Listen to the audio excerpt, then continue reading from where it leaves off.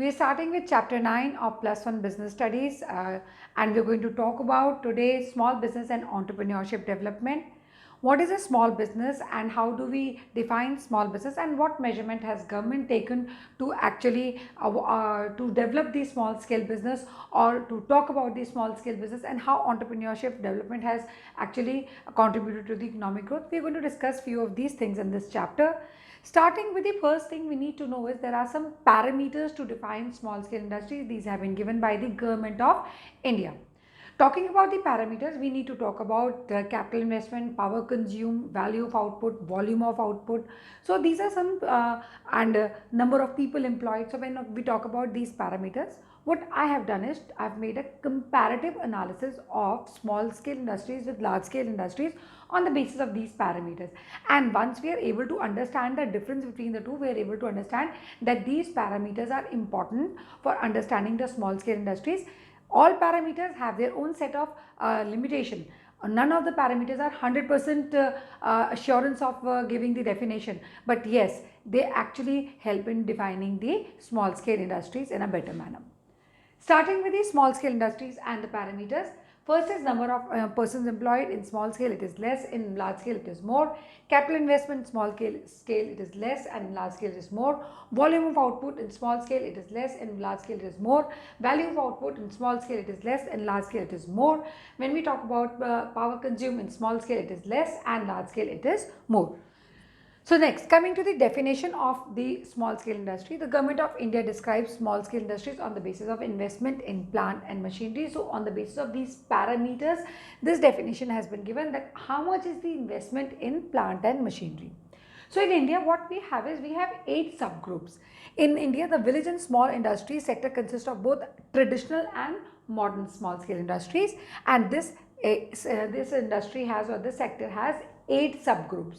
So what are these subgroups? When we talk about the traditional, we have handloom, handicrafts, squares, sericulture, khadi, village. But when we talk about the modern industries, it involves nothing else but small scale industries and power looms. Of course, they provide the maximum employment opportunity apart from agriculture, but when you're talking about the industries out here. So when they provide maximum employment, and when we talk about India, the government of India, what they did was they had to address the problems, the concerns of these kind of industries in India. So when they had to address the concerns of micro, small and medium industries under one legal framework, they created the MSMED Act of 2006 in October. The issues related to definition like credit marketing, technology upgradations were considered. Enterprises were later on classified into manufacturing and services. So we are going to understand the next topic on the basis of manufacturing and services, keeping the MSMED Act in mind. Talking about the manufacturing and service industries according to MSMED Act, they have been categorized into 3. First, we talk about micro, small, medium industries under manufacturing. And we categorize them according to the investment in plant and machinery. In micro, we have the investment in plant and machinery which does not exceed above 25 lakh. In small, where investment in plant and machinery is more than 25 lakh but does not exceed 5 crore. And in medium, where investment in plant and machinery is more than 5 crore but does not exceed 10 crores. Now, talking about the manufacturing industries, and we're talking in case of manufacturing industries, we are engaged in manufacturing or production of goods pertaining to any industries specified in the first schedule to industries, that is the Development Regulation Act, and that's how we define the manufacturing industries. Going on to the service industries, in the case of enterprises engaged in providing or rendering of services, again it is into 3 types: micro, small and medium. When we talk about micro, investment in equipment, now here it was continuously plant and machinery, plant and machinery, plant and machinery. Here we are going to talk about investment in equipment. Micro, it does not exceed 10 lakh, where in small scale industries, investment in equipment is more than 10 lakh but does not exceed 2 crore, and in medium, where investment in equipment is more than 2 crore but does not exceed 5 crores. So this is about the segregation or categorization according to MSMED. Now, we're talking about the role of small scale industries. When we talk about role of small scale industries to country like ours, we start with few important points. First is contribution. Now, the contribution of small scale industries in India account for 95% of the industrial units in the country. Imagine 95% with they contribute 40% of the gross industrial value added to the country, as well as 45% of total exports, direct, indirect from India.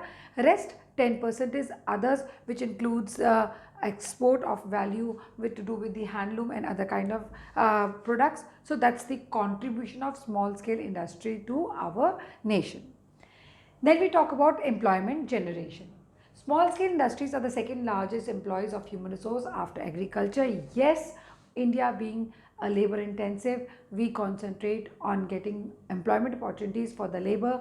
So when we talk about the employment opportunities, we do not talk about the large scale industries. Why? Because they are more capital intensive, and small scale industries are more labor intensive. Small scale industries are the second largest employers of human resource after agriculture. They generate more number of employment opportunities per unit of capital invested as compared to large industries. Small scale industries are labor intensive, and this is a boon for a country like India, which is labor surplus. Next, we come to the kind of goods which are being supplied by small scale industries. When we talk about the goods which are being supplied, we talk about mass consumption good, we talk about sophisticated goods, and we talk about the other goods. Small scale industries provide large variety of goods. Like for talking about mass consumption, we have ready-made goods, hosiery goods, stationery items, soap, detergent, leather, plastic, rubber goods, and lot many other things. Whatever we can think of mass consumption as mass consumption goods. Next is sophisticated goods. We talk about TV, calculators, projectors, ACs, drugs, pharmaceuticals, and in others we talk about handloom, handicrafts, and other products from traditional village industry. So these are the kind of goods which are available. Alright, next we talk about balanced regional development. Balanced regional development means what? That small scale industries can be set up anywhere in the country without any locational constraints. So that particular region where these are set up develops better, and in that way, wherever they are setting up, wherever the small scale industries are setting up, every region is getting developed, making the whole nation as a developed nation. Small scale industries produce simple products using simple technologies and depend on locally available resources, both material and labor, and can be set up anywhere in the country. Since small scale industries can be widely spread without any locational constraints, the benefit of industrialization can be enjoyed by every region, hence balanced regional development. Provide employment opportunities for entrepreneurship. When we talk about this, the hidden or latent talents of the people, their skill is tapped. Since small scale industries need less capital investment, so they can be started, and they provide lots of opportunities for everyone. So small scale industries provide ample opportunities for entrepreneurship. The latent skills and talents can be put into business ideas and can be converted into reality with little investment and less formalities. That's the reason why India has so many new ventures coming up, why entrepreneurs developing, because a lot of encouragement has been given by government to these small scale industries. Alright, talking about advantage of low cost, this is what makes small scale industries competitive. This is what gives them the advantage. Why? Because less expensive resources available and which can be tapped to the full. Small scale industries enjoy advantage of low cost of production. Locally available resources are less expensive. Second, establishment and running cost is also less. So there are two reasons why they enjoy the advantage of low cost. One, the locally available resources are less expensive, and second, establishment and running cost is comparatively low in comparison to large scale industries. This provides to be their competitive strength, and that's what gives them the advantage over the large scale industries. To continue, next point is quick decision making. So small scale industries, there is no need to consult many people, and there's a quick decision making. Due to small size of the organization, quickly and timely decisions can be taken without consulting many people. New business opportunities can be captured at right time. So not much consultation is required. Customized production. Small scale industries are best suited for customized production, like for example a tailor shop. So they design and manufacture things as per your requirement, that is designing the product as per the taste or preferences or needs of individual customers. So that's why they are another better suited for these are the kind of things which are suited for the small scale industries. Next, Personal touch. Small scale industries provide ample of personal touch. Why? Because they are easy to adapt, and also they maintain good personal relation with both customer and employees. So people actually prefer to buy things from small scale industries than as to go to a large scale industry, or to buy the product of large scale industry, which adds on lots of cost. Also, government does not interfere in the working of small scale industries, and they provide them different kind of subsidies also, so they are preferred in comparison to the large scale industries by the customers also, because their product are comparatively cheaper. Now, role of small business in rural India. Starting with the first point, it's a multiple source of income. Why? Small business generate multiple source of income to rural household. They engage in wide variety of non-agricultural activities such as employment in commerce, manufacturing and services, along with rural activities of farming and agriculture. So first is that apart from agriculture, in the rural India, people are artisans. They have a kind of cottage industries, village industries. These are the things they are engaged in when they are talking about the small scale industries. Next we talk about is the local resources which are being used. Small business facilitates mobilization and utilization of local resources and skills which might otherwise remain unutilized. So that's why that also contributes to the rural development. Next, they prevent migration when people move from their small native rural areas to the urban areas. That can always be prevented. So development of rural and village industries can also prevent migration of rural population to urban areas in search of employment.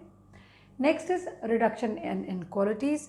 Small scale industries are significant as producers of consumer goods and take surplus labor, hence unemployment covered and poverty addressed. Yes, undoubtedly inequalities of income, wealth, all can be taken care of when everybody gets the employment opportunities. These industries contribute to other socio-economic aspects like income inequalities, development of industries. That's what I just talked about. Accelerated industrial growth. So when we talk about accelerated industrial growth, we are going to talk about the same. There are some institutions which talk about the twin objectives. One is to accelerate economic growth, and second is to create employment in rural and backward areas. A promotion of small scale industries in rural development and industrialization has been considered helpful in fulfilling the twin objectives. So these twin objectives have been taken care by different institutions. Of course, that has provided betterment for the rural areas. So in totality, small scale industries have contributed a lot in the development of the rural areas. After talking about manufacturing and services, that is micro, small and medium industries, in both the ways, categorizing it according to MSMED.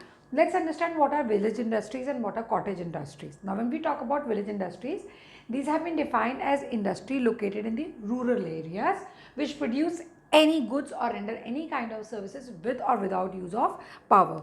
So there can be with or without use of power, and in which the fixed capital investment is according to the per head or artisan or per head worker, which is specified by the central government. That's very mandatory to know. So when we talk about village industries, they are separate from the cottage industries, and when we talk about micro, small and medium industries, they are different from the village industries. Again, cottage industries, again these are also set up in the rural areas and are known as rural industries or traditional industries. Now they are not defined by capital investment in plant and machinery. We are not talking about plant and machinery criteria out here, but they have some certain features. These are organized by individuals with private resources. So those people in rural areas have their own resources. They start with a cottage industry. Normally use family labor. So they use family labor and locally available talent. So whatever the local labor is there, they use that. So individual, it is privately owned. Okay, so it's private resources, it is family labor. The equipment used is simple. There is no hi-fi sophisticated machinery. Simple kind of equipment is there. Capital investment is very small because it is in the rural areas. They produce simple products normally in their own premises, in their own house is the what word is. The production of good is usually or using local resources, usually using local resources. So this is what cottage industry is all about. Sometimes, where there's a lot of cotton there, people make cotton products or some kind of handicrafts, handlooms. These are the kind of small cottage industries which prevail in different parts of India. Of course, yes, these are also part of the small scale industries and they contribute to the economic growth undoubtedly. Next we'll talk about is the role of small scale industries, normal role to the economy, as well as role of small scale industries in the rural areas. Alright, once we've talked about the role of small scale industries in general, contribution towards the economy, as well as the role of small scale industries in the rural areas, now we are going to talk about a different issue. We are going to talk about the government schemes for small scale industries. Now, government schemes for small scale industries come under two preview. One is the institutional support and the other is the incentives given to the people of rural, hilly and backward areas. Starting with institutional support, what we have in our syllabus is NSIC and DAIC. Starting with NSIC, that is National Small Industries Corporations. It was set up in 1955. What was the aim of NSIC? To promote, aid and foster the growth of small business units in the country. It had certain functions which were to be followed. First was supply indigenous and imported machines on easy hire purchase terms. Now, indigenous and imported means what? Indigenous means local and imported means from outside the country. On hire purchase means on installment basis. So, this was like hire purchase means that if you buy a machinery on installments and if you are unable to pay, then the company takes the machinery back. So, you have to continuously make the payments. It's unlike the cash down payment which you make today to buy your assets. So, something like that was done. Procure, supply and distribute indigenous and imported raw material. So we talked about indigenous, that means local, as well as imported raw material. So here it was indigenous and imported machines. Here it was again imported raw material as well as indigenous raw material. Export the products of small business units and develop develop worthiness. Of course, we're talking here in terms of credit worthiness. So we were trying to export the products of these small scale industries. Then mentoring and advisory services. Mentoring means guiding, advisory means to actually technically advise or to be a support system, and advisory of course means to tell what is to be done. So when we talk about mentoring and advisory services, both were given by NSIC to the small scale industry so that they could develop better in terms of technology, in terms of creditworthiness, in terms of financial support, in terms of market assistance, everything. Service technology business incubators, so they develop the technology out there, they get the latest technology, they breed the technology, creating awareness on technological upgradation so that latest machine can be used by the small scale industry so that cost goes down much. Develop software technology parks and technology transfer centers. Actually, NSIC focused more on technology upgradation, and technology became the major criteria for developing these small scale industries so that they could face the real world in the real sense. They wanted to encourage small scale industries, so that was the purpose of all the way technology upgradation. Then a new credit rating scheme was launched by NSIC, which had twin objectives. One was sensitizing the small industries about the need for credit rating, that why do they need credit rating, because like the hotels have their rating 3-star, 5-star, similarly the industries have their rating. So if these industries had good, small scale industries had good credit rating, it was easy to borrow money from the financial institutions or the banks, commercial banks. Encouraging the small business units to maintain good financial track record so that they could easily avail credit whenever required. Next is objectives of marketing assistance scheme under NSIC. Now what happened was, to encourage the quick sales of the products, marketing assistance was provided by NSIC to small scale industries. To start with, the objectives were to enhance the marketing capabilities and competitiveness of the MSMEs. So we were trying to encourage the marketing capabilities as well as competitiveness. To showcase the competencies of MSMEs, their skill, their capabilities were enhanced. To update MSMEs about the prevalent market scenario. So what was latest required in the market, that was being actually emphasized, and its impact. to facilitate the formation of consortia of MSMEs for marketing of their product and services. Consortia means a group of companies were formed, group of small scale industries were formed so that the goods could be easily, the product and services could be, products could be sold, services could be availed by the people, and it was for the purpose of marketing that. To provide platform to MSMEs for interaction with large institutional buyers so that they could sell their product to the large institutional buyers. Of course, that provides kind of a market for the small scale industries. To disseminate, propagate various programs of the government. So to talk about the government programs, they were encouraged so that marketing facilities could be better for MSMEs.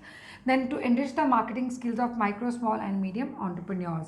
And marketing skills were actually developed. If people did not have, they were developed through the mentoring and advisory services, through the marketing assistance scheme, so that small scale industries could do very well in the market. We talk about is market assistance schemes activities.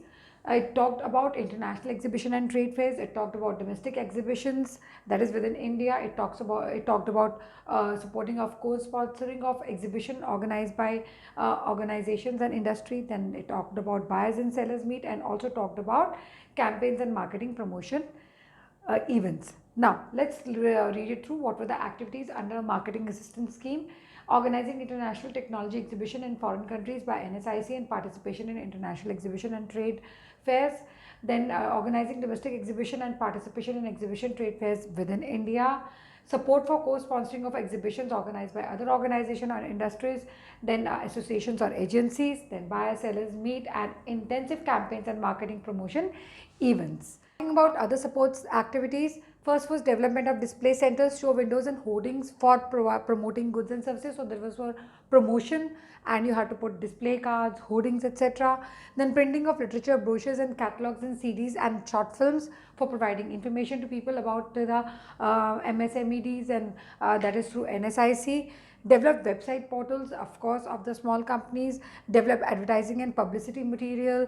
Then documentation of success stories of MSMEs. Conducting studies and explore new market for both domestic and international basis. Hosting international delegations and networking events. These were the actual marketing assistance scheme given to small scale industries and MSMEs by the NSIC.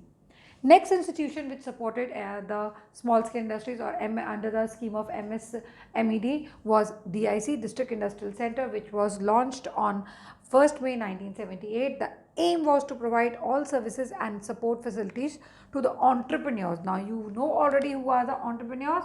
One who talk about the innovative or take up the business risk and start with something new or new business idea or project. Entrepreneurs for setting up small and village industries. So we here emphasize here small and village industries.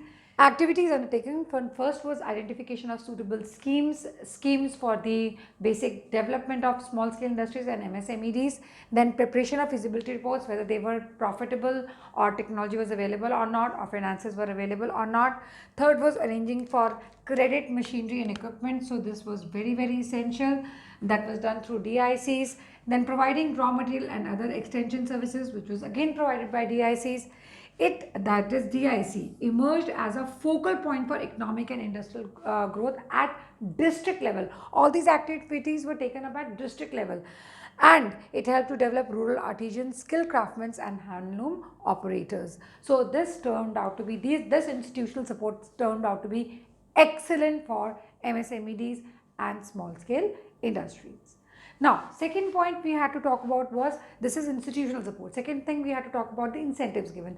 We're going to discuss incentives given to the small scale industries in the rural, backward and hilly areas. Coming to the incentives offered to the rural, backward and hilly areas, we start with the first incentive, land. Now here, every state offers developed plots for setting up of the industries. We know that very well. The terms and condition may vary. Some states don't charge rent. Okay, so terms and condition may vary. Some states do not charge rent in initial years, while allow payment in installments. Like somewhere near Punjab, we have in Himachal a place called Baddi. So that's where this initiative was taken in context of land. Now, Power is supplied at concessional rate of 50% while some states exempt such units for payment in initial years. Initial year total exemption is there, so that is with the power, the electricity. Water.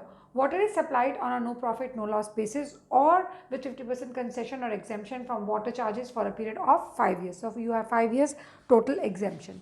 Next is GST. Sometimes small industries with less than 20 lakh turnover are completely exempted, whether registered or not. They do not have to pay any GST. Raw material. Units located in backward areas get preferential treatment in the matter of allotment of scarce raw material like cement and iron. You're talking about the incentives provided to people of backward, hilly and rural areas. We're not talking about the urban areas. Last is finance. Then we talk about subsidy of 10 to 15% is given for building capital assets. Loans are also offered at concessional rates. So these are the incentives offered to the people of rural, backward and hilly areas. This is what we discuss when we talk about the small scale industries. Next we are going to talk about is entrepreneurship and entrepreneurship development.